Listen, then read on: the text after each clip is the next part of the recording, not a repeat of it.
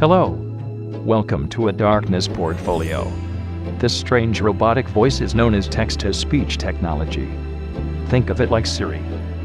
This presentation is about a very specific corner of society that leads with examples of what is studied in dark side research, specifically CMC, or computer-mediated communication. Computer-mediated communication refers to any form of communication through two or more electronic devices.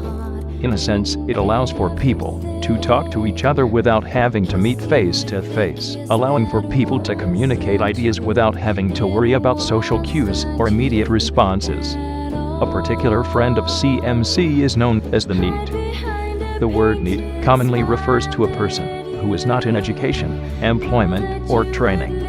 Socially, they're characterized as people who rarely ever leave their homes, have no friends, and are incapable of communicating with other people face-to-face, and for that reason, are forced to communicate only by means of the internet, anonymously. Communication is something that not even NEETs can live without. Naturally, NEETs gravitate towards sites that allow for anonymous communication. One of these anonymous websites is known as 4chan, an image board site where anyone can talk about anything, unbound by any form of censorship or limitations on what can and can't be discussed.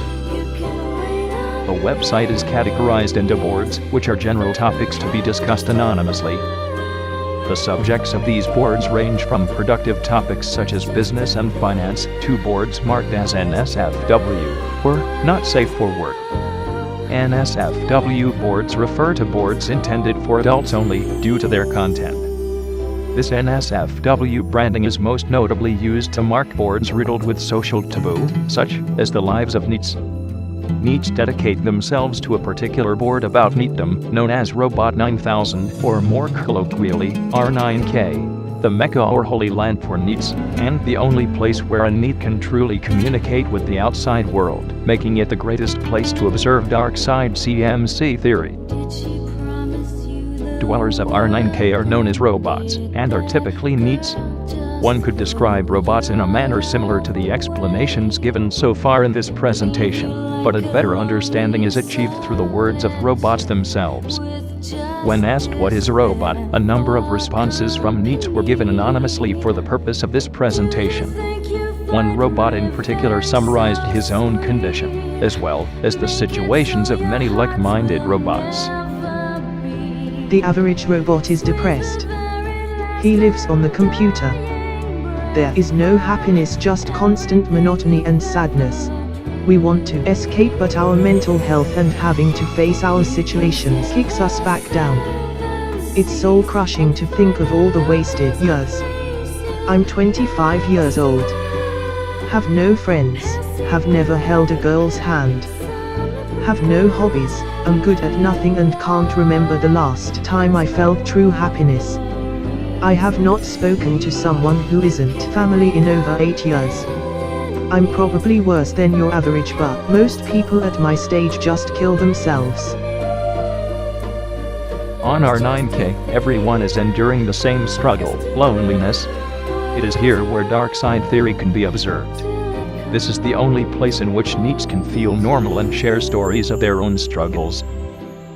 R9K is the only place in their lives where they can relate to one another in a form unachievable in real life. This clustering of NEETs causes something to occur that would also be unachievable in reality. This is known as community buffering, a theory proposed by Day Coster and Houtman in 2008. According to this theory, types of people that are rare in society but are common among the online community often buffer each other online, providing support in their own niche struggles. This idea is the basis of R9K, as its primary focus is to help NEETs and other robots feel better about themselves.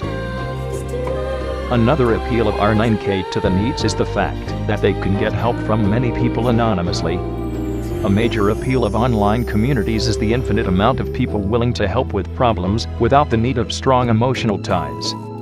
This supports Walther and Boyd's theory about online social support dynamics. Pop quiz, R9K. Why do you prefer to communicate online? I can plan what to say, and usually if I make a fool out of myself I just freak out. and close the thread. Can't do that in real life. I can filter out who I speak to based on my browsing preference and interest.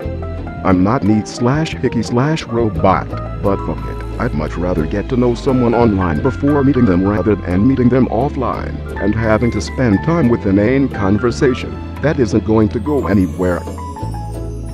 It's clear from these responses alone that a major appeal of online communication is the fact that there is less anxiety associated with slower, faceless communication. This demonstrates the preference for online social interaction model, or POSI model, theorized by Kaplan. Above all, however, the primary appeal of computer-mediated communication seems to be the fact that the reader has control over how they visualize the communication. This is the hyperpersonal model, a model proposed by Walther and one that anyone can relate to, NEET or not.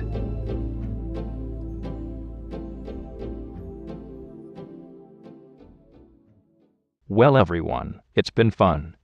Hopefully after watching this, you've learned something about society, the internet, or communication that you would have never guessed. Each of the quotes and screenshots were statements made by real people, under their own consent, in threads in which NEETs were interviewed to explain truly what a NEET is, and demonstrate some dark side models of computer-mediated communication. This project took over 60 hours to make, and over 1,000 files were created by hand, in the form of audio, video, and photos. It took a lot of effort to put this video together, so I do hope it was enjoyable. And now that the music is over, it's time for the citations.